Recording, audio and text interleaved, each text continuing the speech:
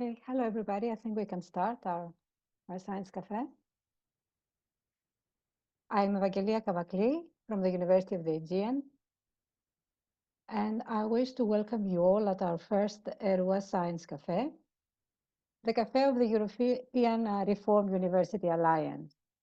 The Science Café events aim to highlight the importance of science in everyday life, and to this end, it provides an online space where scientists, researchers, and the public can meet and exchange fruitful ideas and discussions.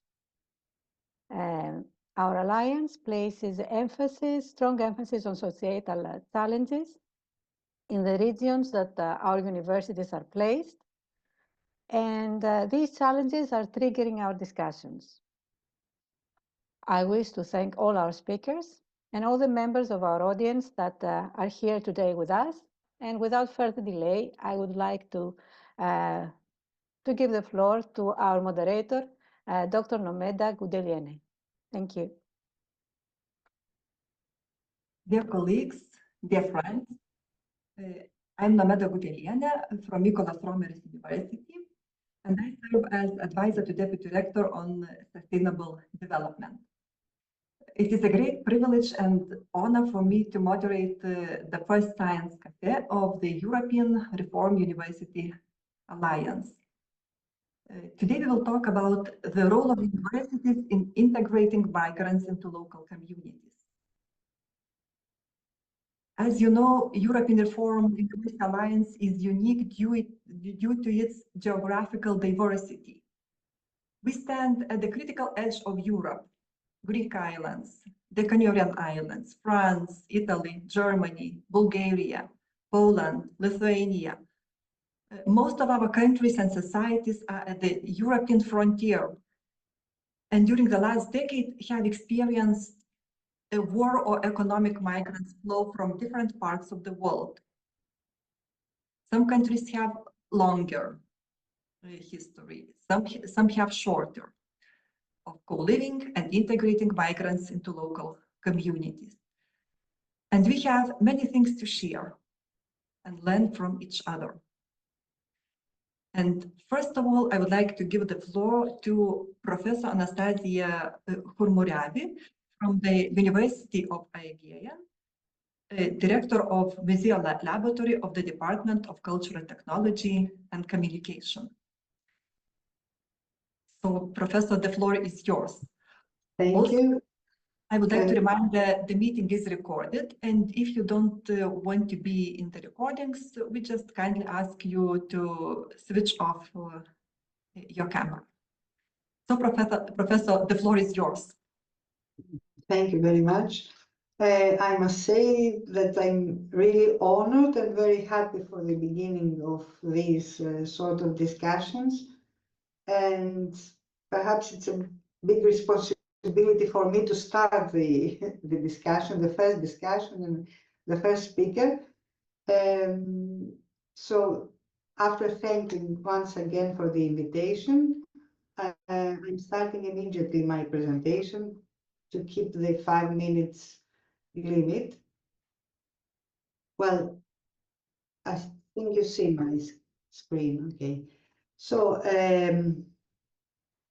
as it is already said, the University of the Aegean has its headquarters on the island of Lesbos, and in particular, my own department, the Department of Cultural Technology and Communication, and the Laboratory of Museology, as well, are located on the island of Lesbos, an island that throughout its whole history is linked with migration, starting from Upper Paleolithic with hunters, prehistoric hunters coming from Asia,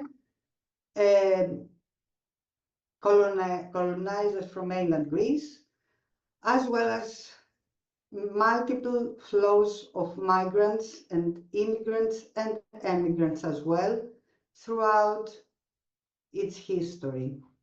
So these multiple ways of migration demand multiple ways of dealing with them. The one I'm going to present you today is not perhaps the most usual one, because from the very beginning of the last refugee crisis, which can be dated in 2015, we at the Laboratory of Missiology decided to exhibit migration. So we decided for the first time to present an exhibition concerning the refugees and migrants coming to the island from Asia and Africa. And then after some years, we decided to deal also by exhibition with some other migration phenomena, the ones dated to the beginning of the 20th century, on the occasion of the 100 years that have passed since then. So the last 9 years, we designed and implemented 3 different exhibitions. The one focusing on the history of migration, the very moment it is written.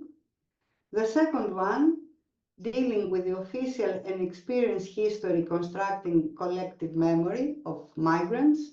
And the third one, concerning the memories of migrants that are constructing contemporary collective identities. So our main aim was not to show migrants, or not to discuss migration just to show it, to present a historical phenomenon, but we wanted to show some aspects of the phenomenon in order to trigger and foster contemporary reflexive thoughts and discussion. On the first occasion, in 2016, we designed the exhibition having the title, "Man, My Child is Like Water, We Cannot Stop Them." And we tried to present how the people of Lesbos faced the hundreds of migrants crossing the strip, the water strip between Turkey and Lesbos, and arriving at the shores of Lesbos. This is just some images of the exhibition. Our main focus was to show and comment on the life of the migrants in the camps, in the first camps that were created in 2015. Our second aspect was to discuss the cultural contact between the people living on the island and the people arriving, how the locals faced the strangers, the others, and how they were coping with that. Some were afraid of the strangers, and some were welcoming them. The third scope was to remind and compare the previous migration flows that affected the island. So we tried to make some connections between the different migration phenomena that affected the island. The second occasion was on 2022. The title of the exhibition was Mytilene, 26 September 1922, exhibition triggered by a diary. On this case, we tried to cope with a migration flow that we didn't experience ourselves. So we tried to understand how the people of today remember, in quotation, a migration phenomenon that we didn't experience, but we have memories of it that are constructed from the narratives that arrive to our own ears and eyes, and from all the contemporary material that we have in hand. As a matter of fact, an authentic diary was actually a trigger to design the exhibition, but we didn't focus and we didn't center all the exhibition around this authentic object. On the contrary, the main presentation was to compare what the history as it is written in textbooks and in media front pages is described, and this history presented by a timeline was interrupted by our own thoughts and questions. And on the other side, opposite to the strict historical narrative, it was the fragmented narrative as it is conserved by contemporary people, having memories, objects, photographs from their ancestors who arrived as migrants from Asia Minor in 1922. Finally, the third exhibition, the one we designed and implemented last year, was made in collaboration with a local association of migrants that came from Asia Minor in 1922 as well. An association gathered by this common homeland, a lost homeland. And so we try to discuss with them to gather their memories, fragmented memories that have little to do with actual historical events, but strong enough to create a common identity. This identity has partly a base on actual facts and realities, in this case, fishing, that made this community strong and helped them to survive even after they fled in Lesbos in 1922. And of course, a lot of idealized images concerning what they kept in their hearts and in their drawers concerning their ancestors. All three exhibitions, although they were quite different in approach and quite different in their content, actually triggered a lot of discussions.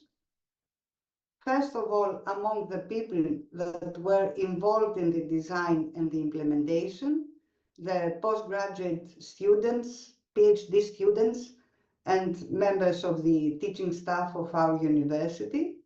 But apart from them, they gave us the opportunity to discuss all these issues with the multiple visitors that honored us with their presence in the exhibitions.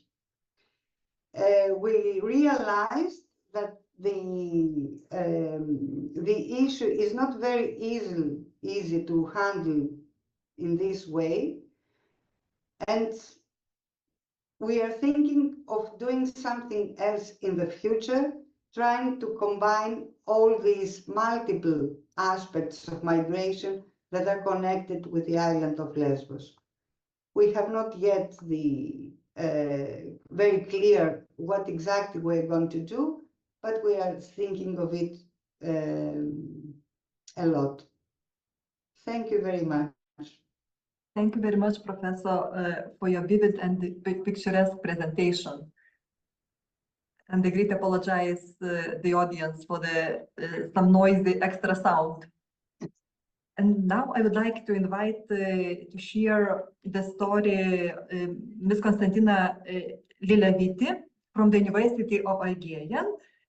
She's a PhD candidate at Ethnography Laboratory of the Department of Social Anthropology and History. So please, the floor is yours. Thank you very much. Good afternoon. Thanks a lot for the invitation. So I will start sharing my screen and starting the presentation of the Refugee Observatory. So the Observatory is a project associated with the School of Social Sciences and specifically with the Department of Social Anthropology and History of the University of the Aegean. It is supported by the Rectorate of the University of Werner Kren Foundation for Anthropological Research, the University of Pittsburgh, and the National Documentation Center. Scientific director of the observatory is the Emeritus Professor Efthymios Papataxiarchis. He's a professor of social anthropology in the University of the Aegean. And in our wider team, we have members of the Greek and the international academic community, professors from Greece and abroad, researchers in national and European projects, undergraduate and postgraduate students. Now, the operation of the observatory started as a result, let's say, of the socio-political situation that the refugee crisis in 2015 triggered in the northeastern Aegean Islands. Since 2017, we have been monitoring the evolution of the refugee and migration phenomenon in the Aegean Islands, and especially in the areas who are the main getaways for asylum seekers in Europe, such as the island of Lesbos, Chios, Samos, Kos, and Leros. Now, the direction, let's say, of our action is, or our mission, is to record systematic and comprehensively the multiple dimensions of the refugee and migration crisis in the Aegean, both in a historical and on a daily basis. We are particularly interested in highlighting the perspective of the diverse parties involved, such as migrants, refugees, the local communities, the humanitarian actors, and etc. So, let's say that we have four main axes of action. The first one is the regular updating and specifically the dissemination of information, and I will go through later. The collection, organization, and digitalization of material through the creation of the archive of the refugee and migration crisis in the Aegean, the promotion of scientific research, and last but not least, interventions such as organization of educational activities, lectures, seminars, international summer school, and etc. Now, regarding the dissemination of information, we operate a website that we aim to track the migration governance as it unfolds since 2015, but especially in the Aegean region. On our webpage, we attempt to collect and present the available materials from primary and secondary sources. Here is, let's say, the main, the first page of our website, our webpage. We have different sections regarding the humanitarian governance, the local societies, and research. The second the second section is the creation of the archive. As I said before, we have a digital repository which is designed and supported by the National Documentation Center. We have primary and secondary data associated with the refugee crisis. and we have collected, categorized, organized, and digitalized the data which are available to the research community. So far, we have over 6,000 digital items organized in 600 documents of diverse content, such as calendars, testimonials, letters, Facebook pages, photos, videos, and etc. Here is the page, a shortcut of the page of our archive. The scope of the archive actually is to seek out sources which are not sufficiently covered by conventional information collections and will enrich the already existing ones. To preserve bilingual documentation, applying international protocols and multi-level functionality, and of course to disseminate information and make use of the collection on a regular basis, as well as to contribute to public scientific and political discussion.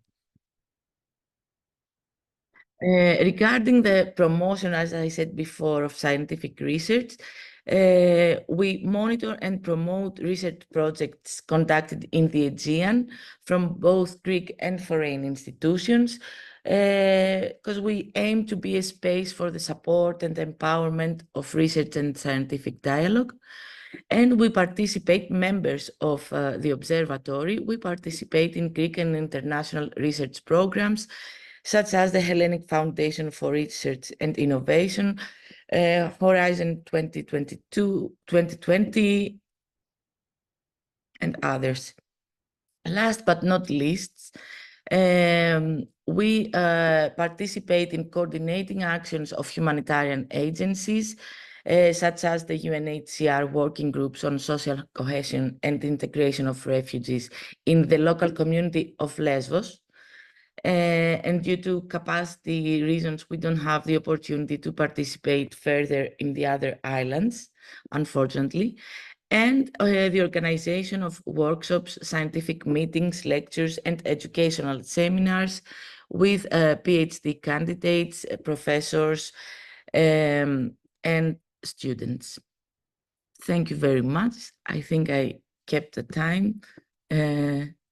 Thank you very much for your interesting and informative presentation. Maybe we have some questions from the audience.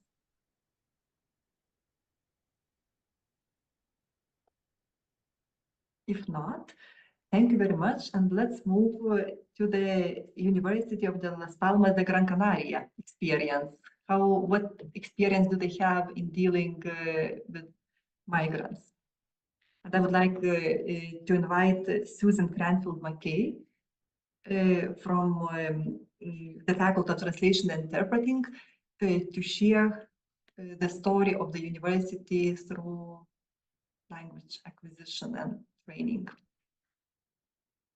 Hello, everybody. Thank you very much. Thank you for this invitation. And thank you very much, Ioannis, for trying to control the hate speech that is coming online.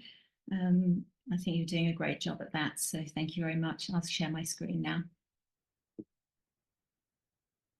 Okay, so this talk aims to show some projects that we've carried out at the University of Las Palmas and how service learning and community engaged learning can be integrated into existing university teaching learning programs to achieve social change in local communities and regions.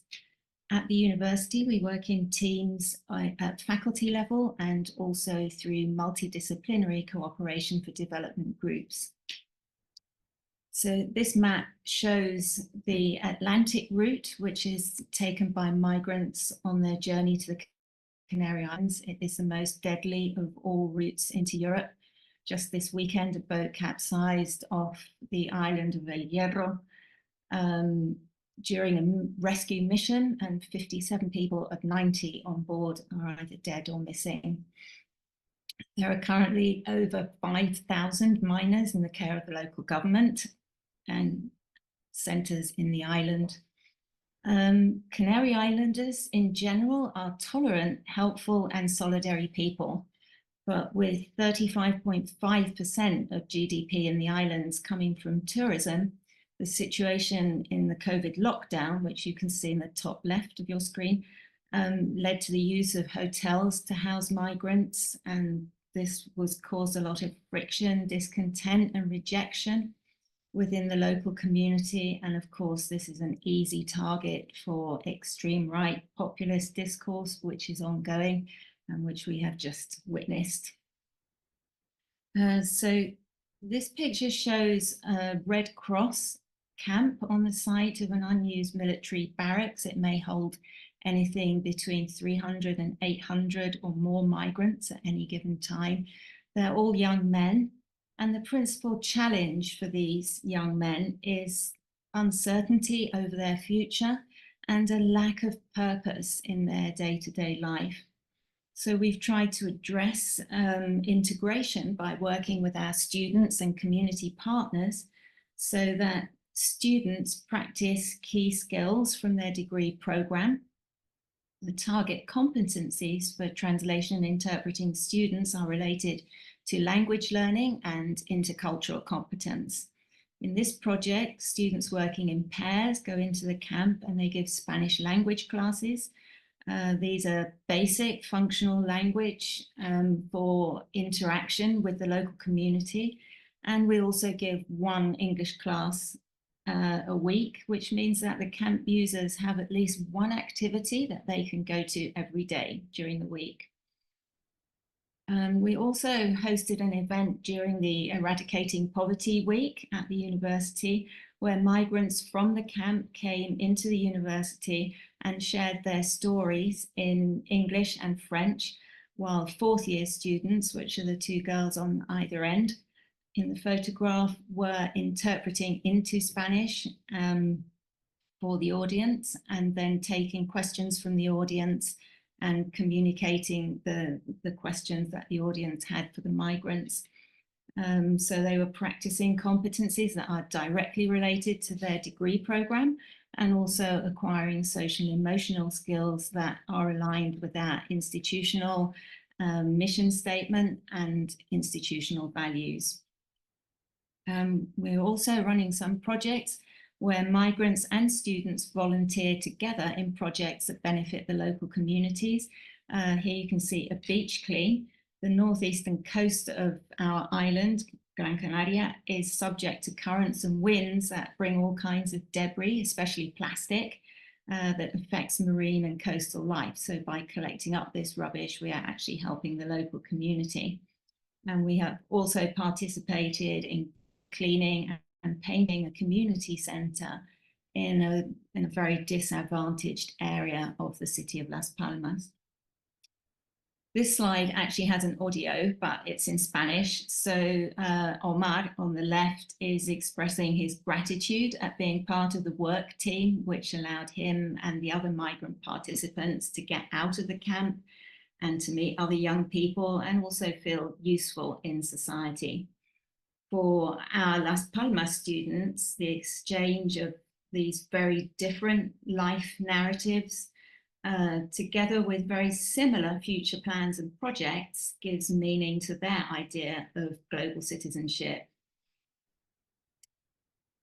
And looking to the future, service learning and community engaged learning provide opportunities for both students and staff that are aligned with specific subject competencies and also transversal competencies, soft skills, institutional values, mission, and vision. And I think that ERUA is an opportunity for us to create partnerships that will allow us to develop our work package, achieving social change in ERUA's local communities and regions, so that we can address the challenges of integrating migrants into our local communities. We can use our solidarity-focused projects, which we already have, for both academic publications and strong networking. And this aligns with the ERUA Work Package 2, Charter on Common Research Framework Programme, where the Article 3.1.1 says it's about promoting alternative, their inverted commas, research excellence within and across the Alliance.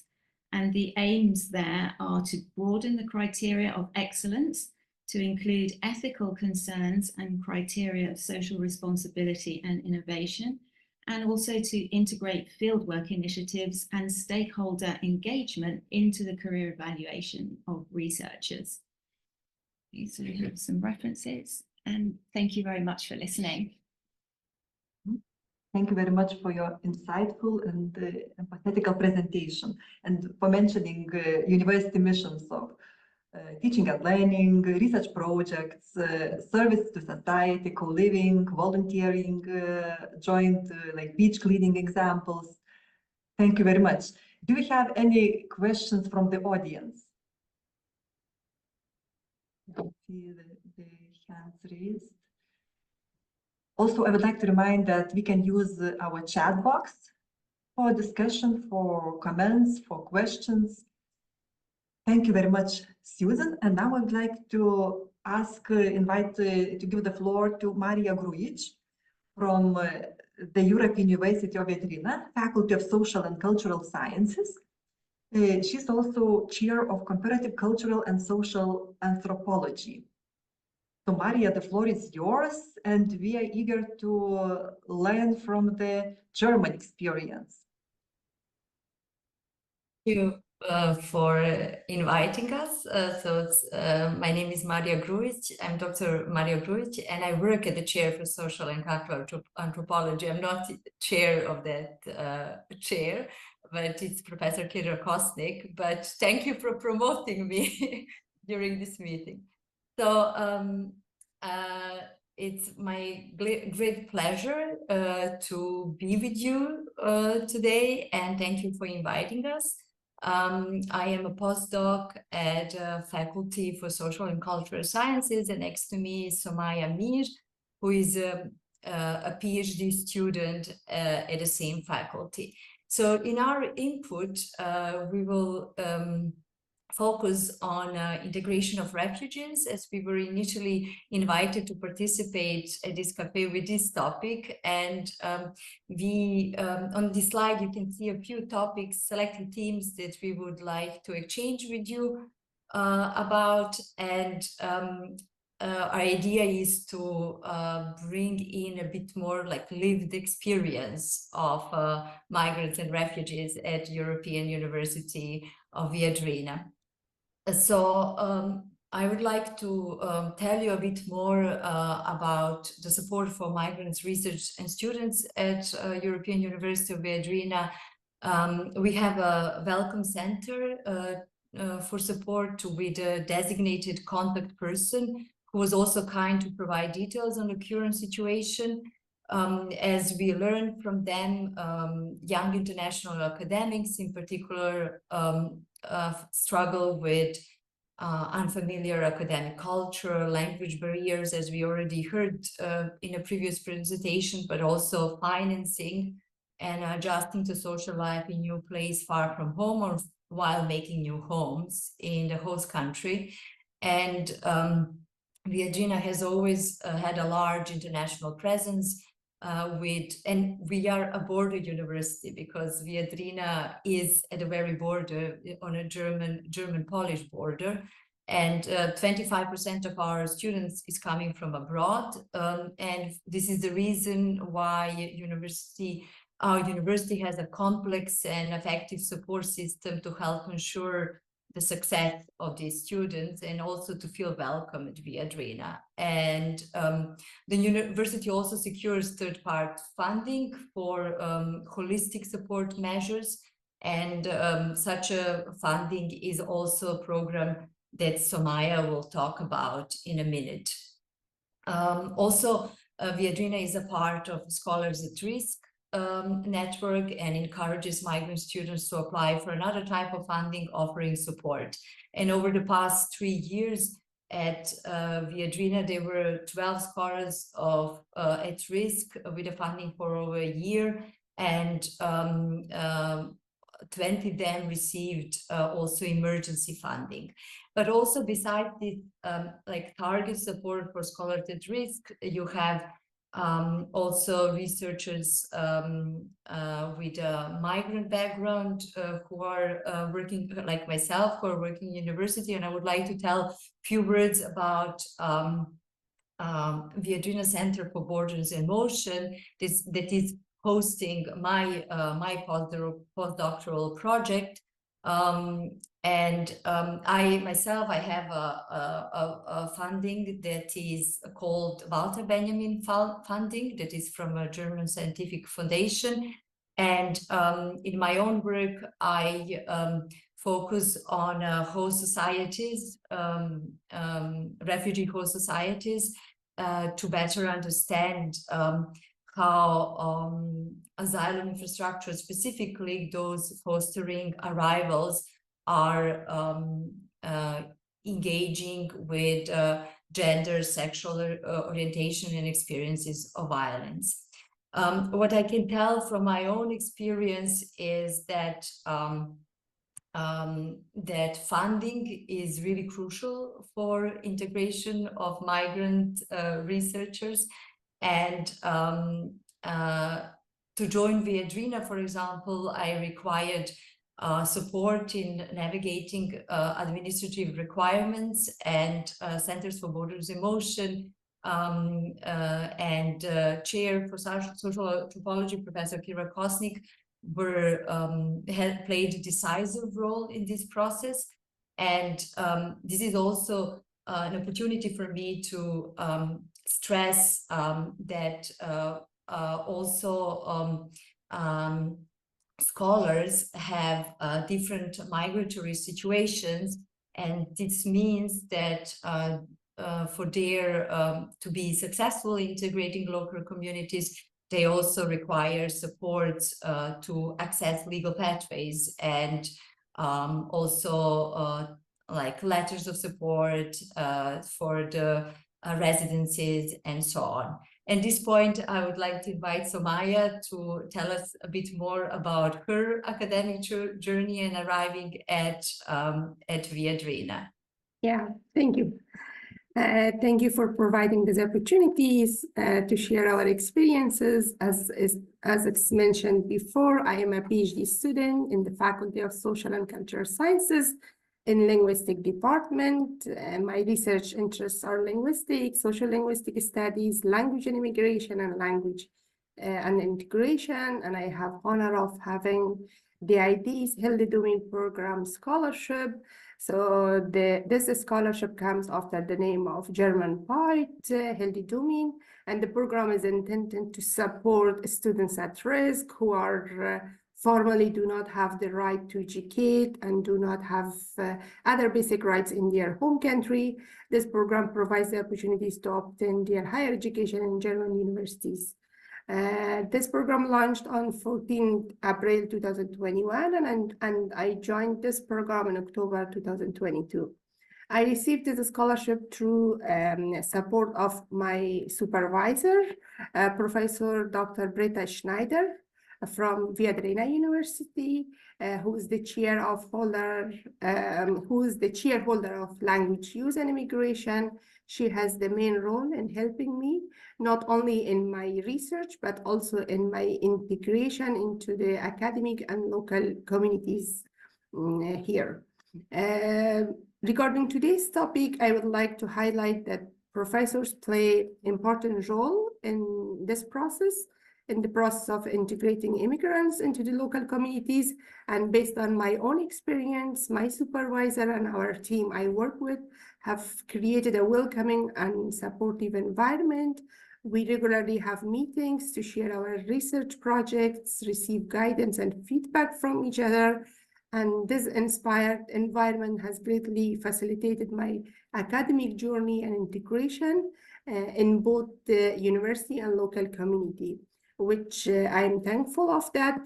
And my research project is a social linguistic study of transnational Afghan diasporas in Germany.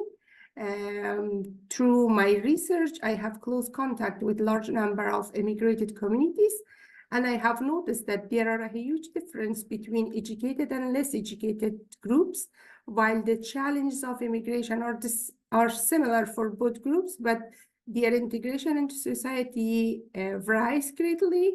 For example, educated immigrants, especially those connected to universities, often find it easier to integrate. And the universities provide a space where immigrants can engage, learn, and build connection, helping them feel part of the community. For those that they don't have such kind of resources, integration takes time and it becomes much harder. And this is one of the differences that I have noticed. And also here, I like to end my speech then about my academic and personal integration in Viadrina University. So yeah, thank you. Yeah, Maria. Maria and Somaya, for your presentation and the encouragement for us to support researchers and students with migration background. And thank you, Somaya, for sharing your story. Thank you. A great example of equal opportunities, and thank you for mentioning like students and researchers at risk networks, which are also very useful for our communities. So thank you once again. And now I would like to invite Katarzyna Krzeniec from Poland, from SVPS University. She is director of the Center of Communication and Customer Services. So Katarzyna, the floor is yours. Okay, thank you. I hope that my presentation is already ready for you. And of course, good afternoon and thank you for the invitation. So like Nomada said, I'm Katarzyna Krzeniec and I'm Vice Director of Center for Communication and Customer Services. And since 2022, I'm coordinator of the SWPS University team for supporting the Ukrainian students. So first of all, I want to say that, as you know, now we have the war, of course, between the Russian and the Ukrainian. And with this situation, our university, the day after the war broke out, we established the team, the Ukrainian community support team, and we dedicated this team to respond to the urgent needs of the Ukrainian community at SWPS University. Our team operates across 5 teams, engaging all departments and 2 divisions to ensure comprehensive support. In the team was, of course, the rector, general director, deans, vice deans, my colleagues from admissions office and from the Center for Students Affairs. We also set up an emergency email hotline for our students, SOS at swps.edu.pl, to facilitate direct communication with students, co-workers, and all community who wants to help refugees and students. The first step was to ensure the safety of continuing our studies. So we launched a 24-hour application review path so that students from Ukraine feel safe and be sure that everything at the university is okay with their studies. We wanted to let them know that they can study, that even if the war is in their country, they can move on and be sure that the place at the university is still, and we are waiting for them. Our primary focus was to assist students during these challenging times. This includes maintaining close contact with them, providing guidance, and some cases even searching our students during the war. In the first day, we have the case from Mariupol. We couldn't contact with our student, but finally Finally, we found out her and got her some help and psychological support. As you see, we also fundraising the scholarship for our foundation, the Pro Academica Foundation. It was more than 50 scholarship for our student. It was in the first semester after the war, so it was also some kind of help to continue the studies. As you know, the financial situation of our students was probably so bad, but I think that this financial support was very, very important for them. Okay, so the next step and very important for our university was organization for free psychological consultation at SWPS Cognitive Behavioral Therapy Clinic. As you see, the numbers of the consultation was during the first year of the war. We provide more than 150 psychological consultation, and it was only the part of this consultation, because after the first year, of course, we are continue the consultation, also psychological as the legal, as also the legal consultation. The legal consultation was for our students who need some help with visas, with the legalization, the problems and issues with the, of course, the border, and the problem with the continue the studies with the war and the situation in the army. And it was also the of course the case, especially for the men's, not women, and you know, the war situation, the army situation. I would also like to mention that we offer the consultation, the psychological consultation, not only for Ukrainian students, but also from students from Russia and Belarus. We noticed that the situation between the students during the classes was very, very tough, and we offered the consultation also from them. We organized some also classes and workshop during the academic year to try convince them that we can at the university still talk and still be friends, not only the enemy. And the war is not at the university, but in the border and in his country. It was a very difficult situation, but I hope that we manage with it quite well. So regardless of nationality, these students remain this in the situation remain our students, and we can stand by them regardless of nationality, like I said.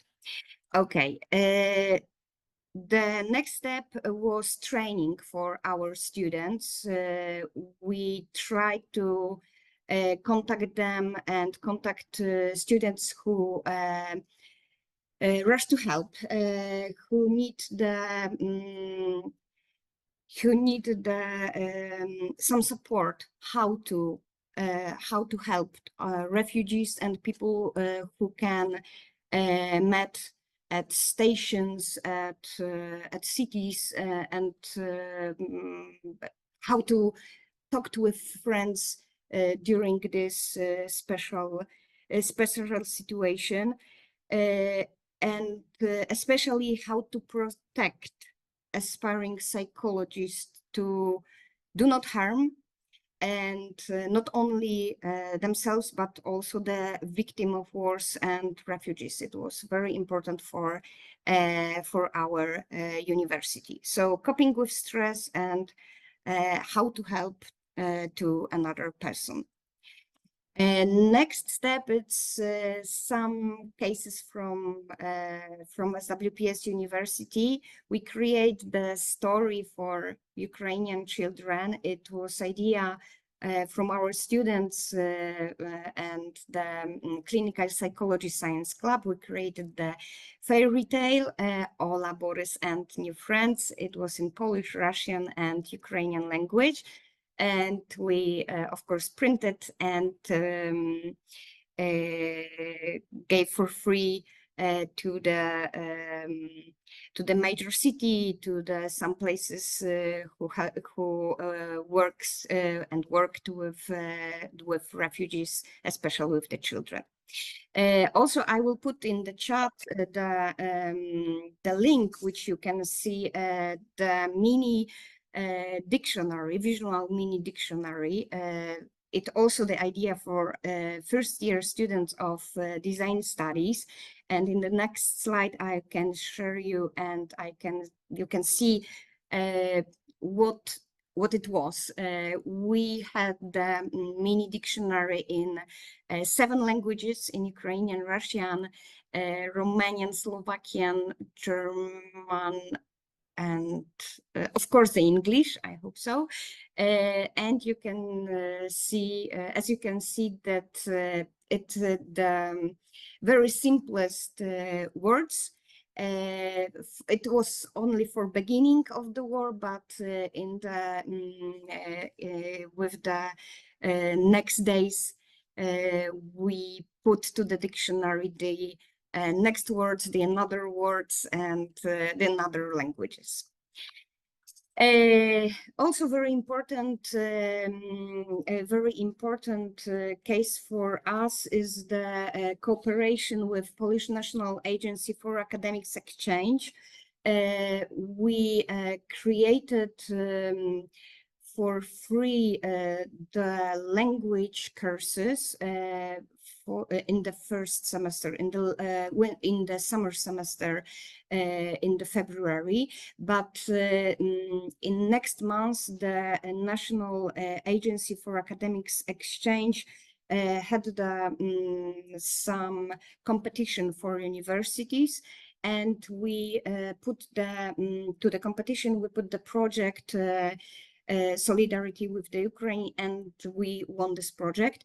And we could organize another language courses for Ukrainian refugees, for young Ukrainian refugees. It was Polish and English courses with some workshops such as Polish culture, regarding the Polish culture, some knowledge about the Poland, but about some documents regarding the admissions to the university.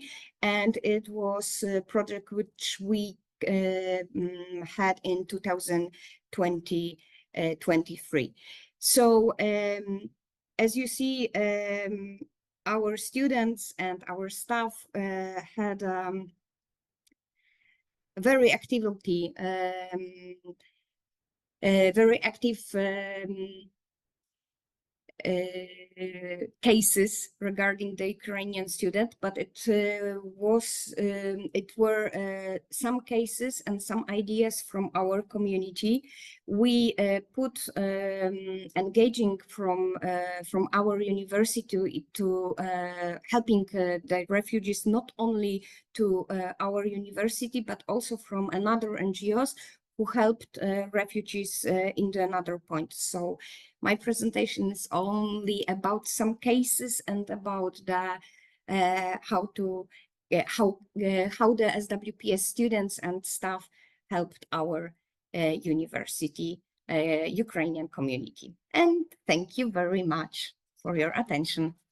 Thank you, dear Katarzyna, for sharing your story and tips regarding psychological support, regarding language acquisition support, and other projects you implemented. And as our time is running short, I would like to thank all our presenters. And we have seen that universities play a vital role in helping migrants, as well as educating local communities on migrant like basic needs, cultural differences, legal, psychological issues, like language acquisition, sharing university research-based know-how and infrastructures. And they are the most vulnerable people, and they need our help and education and providing the hope for life. And actually, Migration Challenge activates humanistic values and traditions of European universities and enable practical actions and bring people together with different life experiences, backgrounds. And we are here for like our common purpose and successful co-living. And actually, we trust that now it's like our time to act so that us and future generations could live in a free, equitable, peaceful, just democratic Europe. So thank you everyone who has joined our first Science Café, and the talks are very rich and intense, and I believe that we need more such Science Cafés to elaborate different topics on how can we help migrants and our local communities to co-live and together. So thank you very much for joining, and presenters for presenting. Thank you so much for providing this opportunity as well.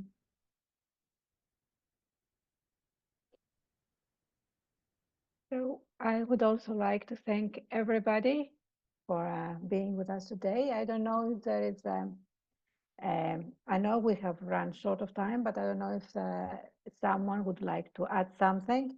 I know that somebody had strong feelings, although whoever it was did not really read the topic, which was about coexistence and not about division. But in any case, if someone would like to add something, we'd be very happy to listen to you. I can see a hand of Dr. Idiko Tova. Hi everybody. Nice seeing you again. We've already met with some of you here and there in person or online. I didn't subscribe to present today, but just want to add that of course at MBU we have our Center on Migration Studies, and as having a reception center just behind our building, we do work as well actively to involve, especially the center behind, just close to us. There is a safe zone for children under the auspice of the International Organization on Migration.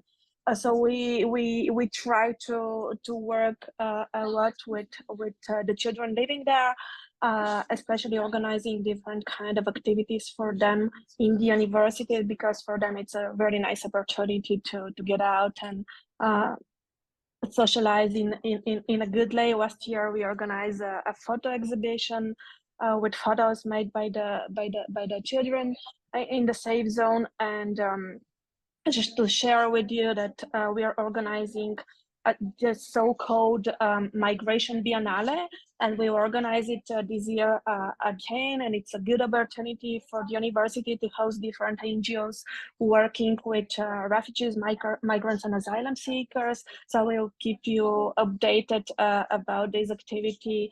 Normally we organize it in December when it's the International Migrant Day. I think it's December 18th. So this year we'll have it again at MBU, and I'll keep you updated on this, and see you soon on another course or in person in Warsaw in few weeks. Thank you. Thank you very much for sharing. Do we have other questions, comments or suggestions? The hands raised.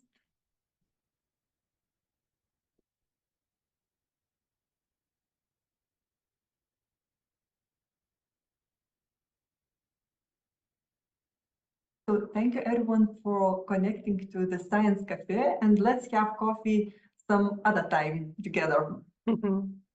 Yeah. Thank you. Thank you very much, Mamela. Thank Thank all you. the speakers and participants. Have a nice evening. Thank you one more time and have a nice evening. Bye-bye.